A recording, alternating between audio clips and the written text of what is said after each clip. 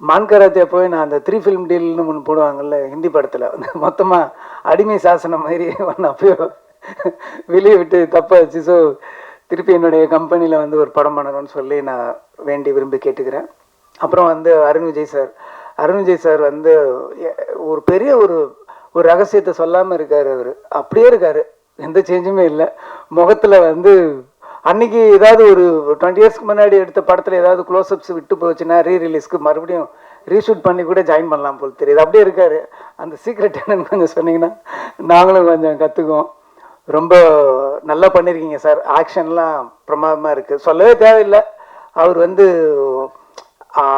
எண்ணெய் எறிந்தாளுக்கு முன்னாடி வரைக்கும் ஒன்று இருந்தார், ஆஃப்டர் எண்ணெய் எறிந்தாளுக்கு பின்னால் அவரோட வளர்ச்சி வேறு மாதிரி இருக்குது. அவரோட ஸ்கிரிப்ட் சாய்ஸ் எல்லாமே ரொம்ப நல்லா இருக்குது. ரொம்ப கடினமான உழைப்பாளிங்கிறதுல சந்தேகமே கிடையாது. ஏன்னா